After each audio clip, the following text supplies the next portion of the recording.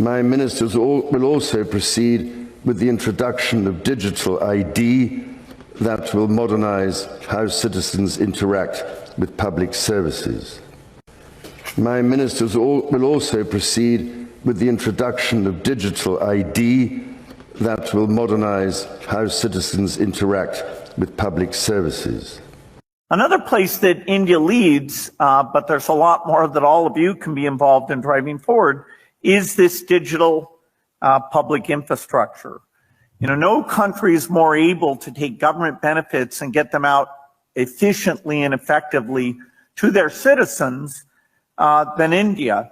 You know, you would have expected rich countries or others to do that, but in fact, they did not. And so that basic structure that starts with identity and bank accounts and payments is just foundational.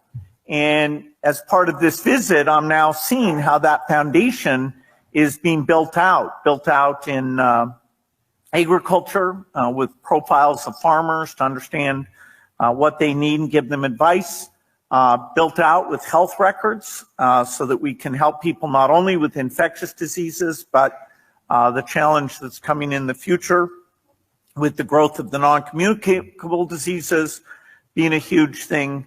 And that digital public infrastructure will help us with these climate problems. I was in Odisha yesterday, and what they showed is that they've registered the farmers and registered what type of crops they grow and what land they own.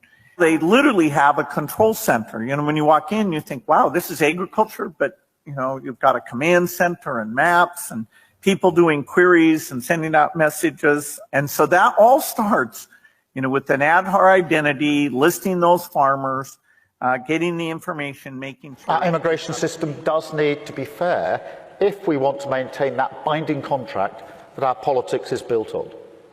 Otherwise, it undermines trust, undermines people's faith that we're on their side, and their belief that the state can and will work for them.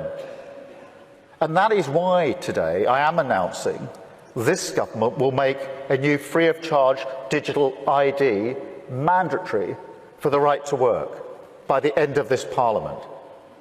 Let me spell that out. You will not be able to work in the United Kingdom if you do not have digital ID. It's as simple as that. Because decent, pragmatic, fair-minded people, they want us to tackle the issues that they see around them. And of course, the truth is, we won't solve our problems if we don't also take on the root causes.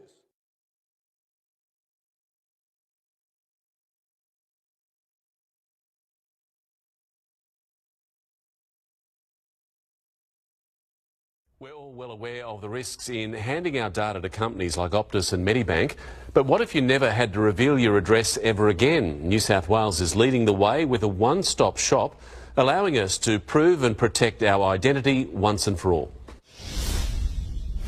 It's personal, private, privileged and prized by hackers. We've seen what happens in relation to Optus and Medibank. Now, new ways for a new world to give the power back to the people. What we're rolling out in New South Wales is world-leading technology. A digital identity that means you'll never have to hand over your data again. It works like this. You'll use an app to scan your passport, licence, Medicare card. They're cross-checked with databases to ensure they're yours and then appear on your phone as verified ID.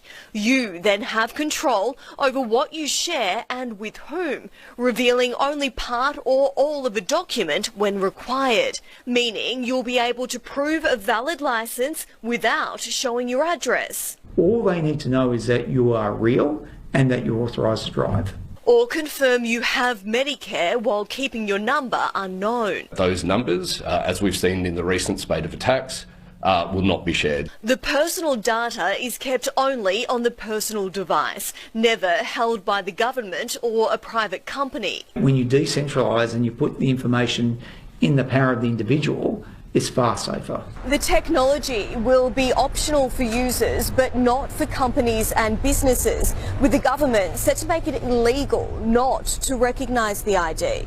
Ultimately, we will need legislation to make sure that the companies play ball and that they accept this. Amelia Brace, 7 News. China's new COVID health code has been accused of being a new tool for monitoring Chinese people.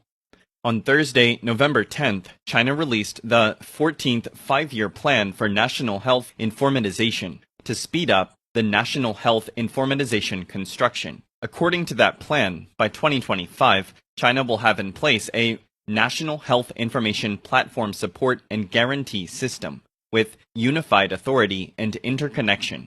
According to the plan, the authorities would have full monitoring of every resident's health information, and each person would have an electronic health code for himself or herself. Since the pandemic began, China has strictly imposed and maintained a zero-COVID policy.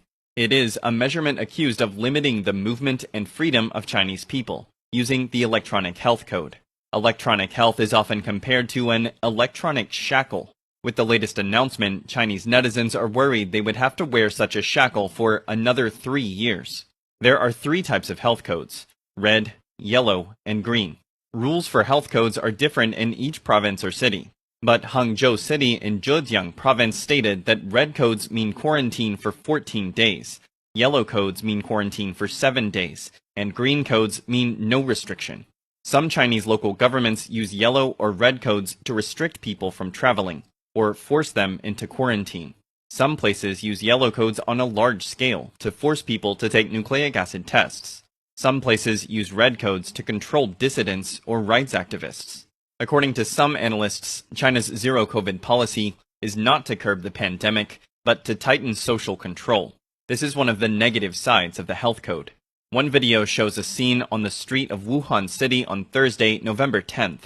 A seriously ill person lying on the road was not allowed to enter the hospital just because he had a yellow code.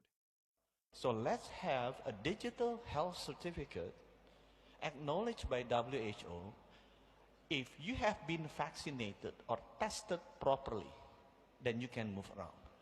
So for the next pandemic, instead of stopping the movement of the people 100%, which clogged the economy globally, you can still provide some movement of the people.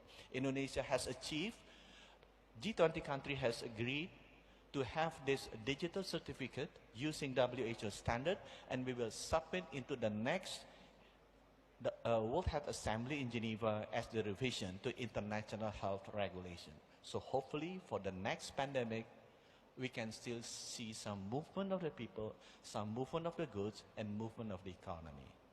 That our 3 organizations, Hyperledger Foundation, Finos, and Digital Dollar Project, we've really seen this need for open collaboration, open development in the central bank digital currency space and the research and projects that are happening.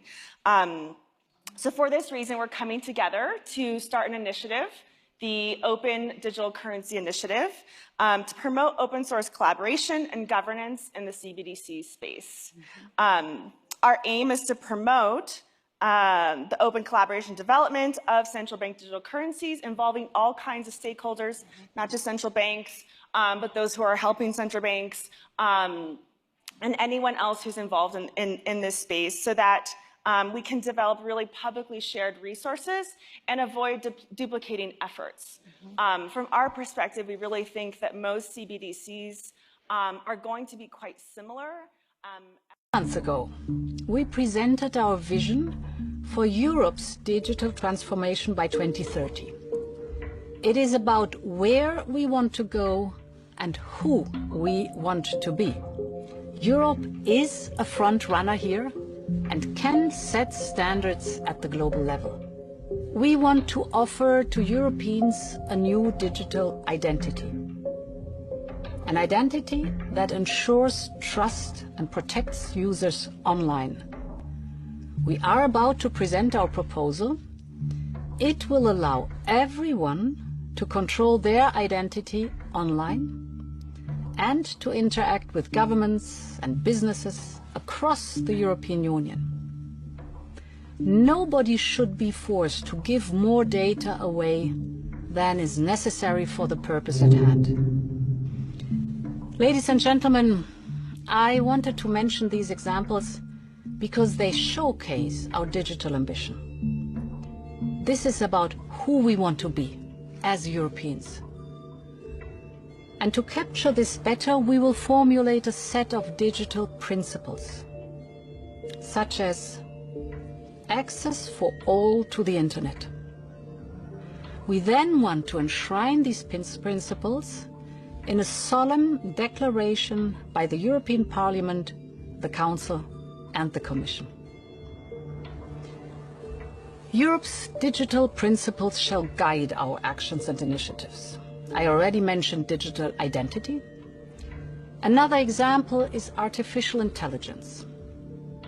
Just a few weeks ago, we proposed our new legal framework on AI.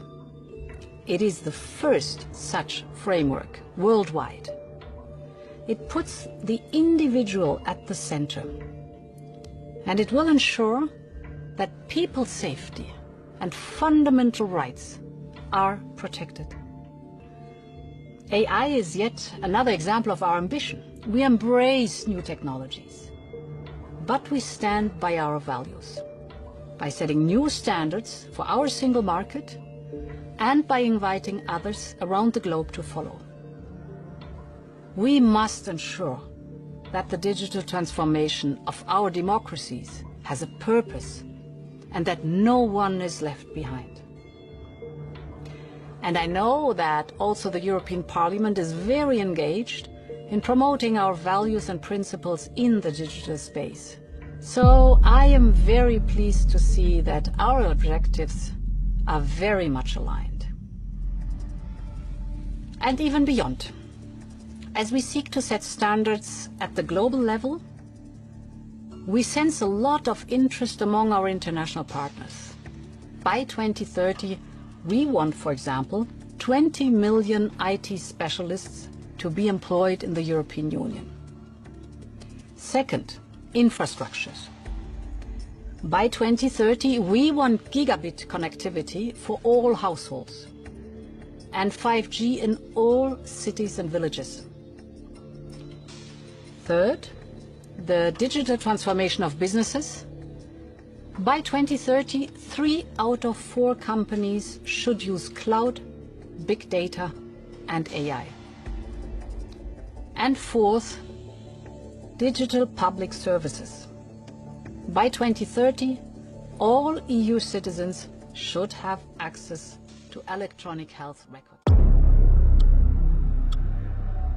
Catherine Austin Fitts is one of the most prominent voices in the world, warning us about our rapid march into a digital dystopia.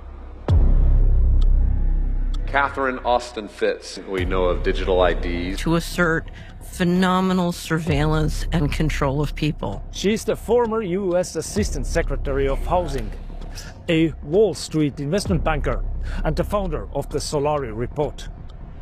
Fitts describes this emerging digital surveillance system as a panopticon, a concept introduced by Jeremy Bentham, in which the constant observation of a central authority ensures discipline and control, most famously exemplified by a prison. The problem, Fitts argues, is that this new 21st century digital control grid, this modern panopticon, will be total. It wants complete control in a way that I would describe as absolutely evil. With the technocratic tools now in development, it could potentially surveil everyone, everywhere, and restrict our personal freedoms at will. It doesn't feel like that in this nice little cozy small town in the Netherlands where we are doing this interview. Yet Fitts warns that this system is approaching fast.